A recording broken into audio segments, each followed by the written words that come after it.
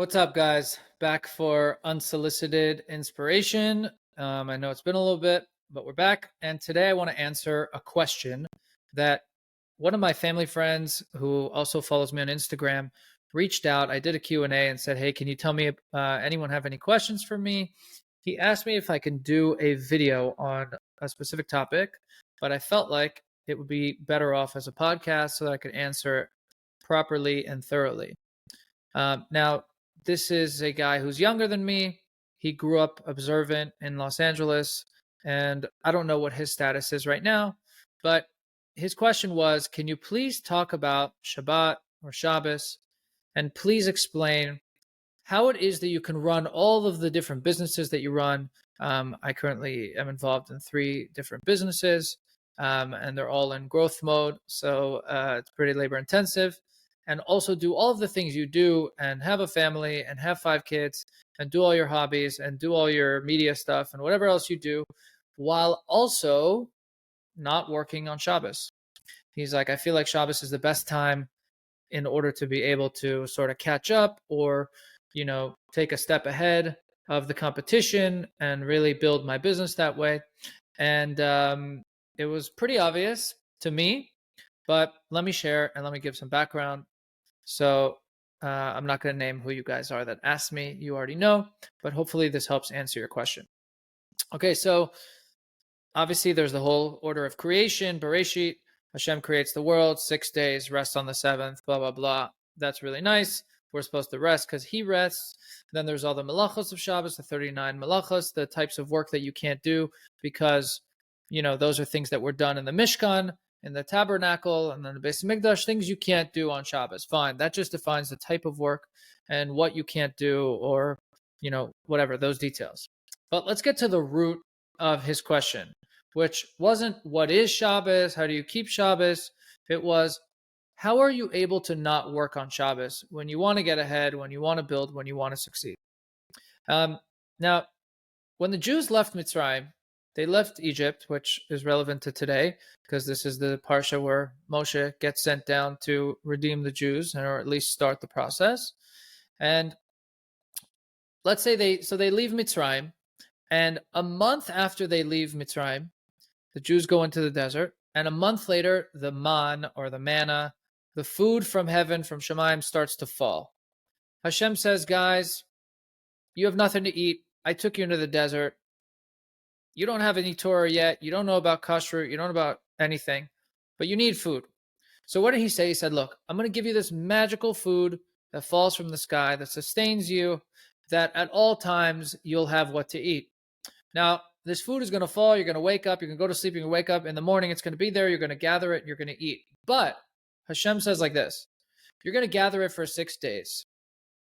There will be no food on the 7th day.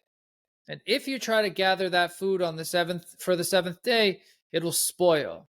So on Friday, I'm going to drop twice the amount of the food or this man, and you can collect it so that you have for Shabbos, okay? So even though he doesn't even necessarily have a concept of Shabbos, there's no Torah, from a month after the Jews leave Mitzrayim, there's this concept of, okay, Hashem is going to be responsible for your parnasa. Meaning, at the time, it wasn't parnasa, it was food, it was sustenance, but the same idea, right? Today we go to work so that we can make money, so that we can eat and have clothes and pay tuition and live lives, and that's a whole nother podcast in itself. But for the purposes of survival, Hashem says very early on, okay, I redeemed you. Now that you're mine, and I'm going to make you super mine when I marry you at Har Sinai, when I give you the Torah, I have to take care of you. And so it's my responsibility to make sure that you Jewish people have what to eat, i.e. parnasa, income, livelihood, whatever you want to call it, sustenance. And the one rule for that is, hey, I'm going to give this to you in a miraculous way. You can't start collecting and worrying about your food on Shabbos. The 7th day, just trust me. If you have enough trust and bitachon in me, I will make magic fall from the sky for you. And all you have to do is gather enough on day 6 so that you don't have to do any gathering on day 7, because that's my day and that's how I created the world and you guys are my people. And because of that, you got to follow the rules. So think, there's no meat and dairy. There's no Torah to give rules yet the people are already entrusted by Hashem to follow this concept that all of their sustenance comes from him, and he's the one who's delivering it. Now, in the desert, you could see that this stuff literally falls out of the sky, and they say the man was miraculous, not just in how it came, but in how it tasted. So if you wanted it to taste like bagels and cream cheese that day, well, guess what? Bagel and cream cheese time. You want it to taste like a steak? Whatever you want it to taste like, that's what the man tasted like.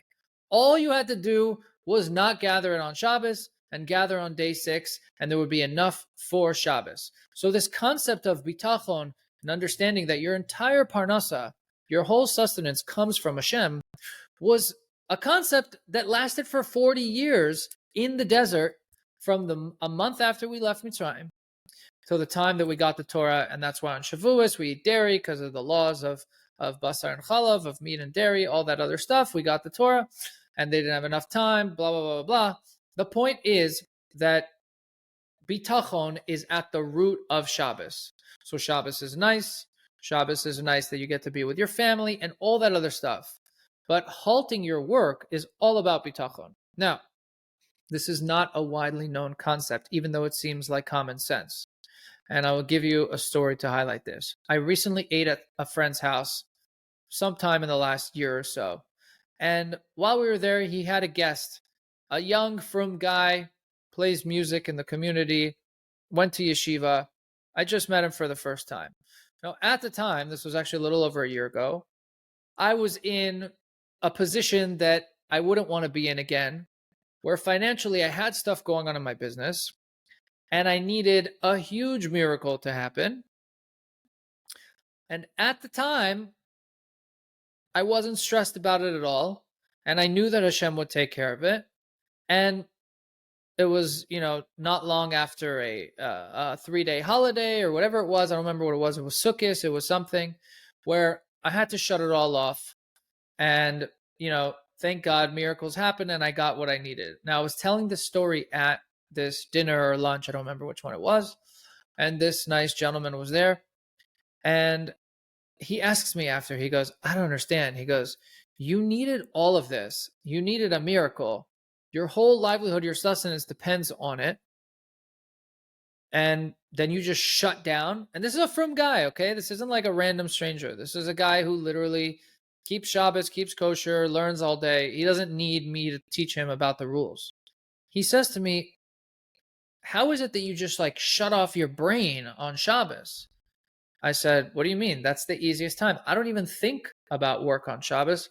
You could give me a 9-day Chag and Shabbos combo where you just don't work and can't do anything. That's the best time for me. I'm able to just shut it down, never think about it. It's so easy at that point. And he says to me, I don't even know how that's possible. I would be sitting around, stressed out, thinking about what to do, even though I can't do anything because I won't work on Shabbos. At least the anxiety, how are you so laid back and so chill? Even just telling the story, I would be nervous. And I was so confused by the question. I'm just I don't even understand. Don't you know how it works?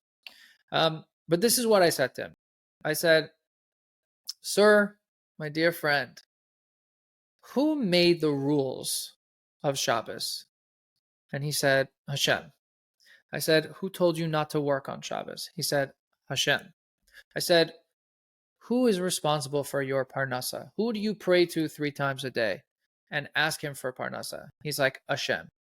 I said, okay, well, if he makes the rules and he told you can't work and he's also responsible for your parnasa, do you think that stressing on the day that he told you not to work somehow helps your cause? Does that help you? I said, guess what?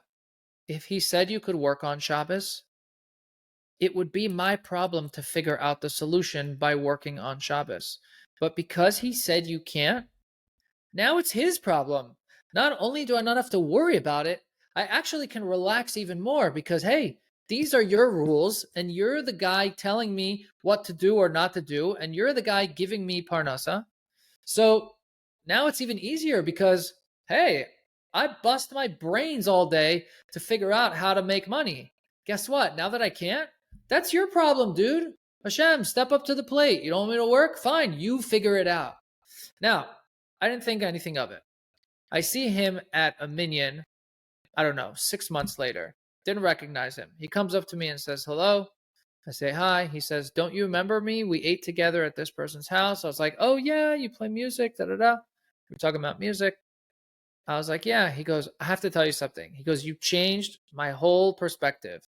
I said, why? He said, no one had ever told me that Shabbos is the time to make it Hashem's problem to figure it out. He goes, I never thought about that.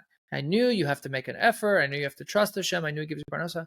I never realized that if he's the one who tells me not to work, that I could just make it his problem.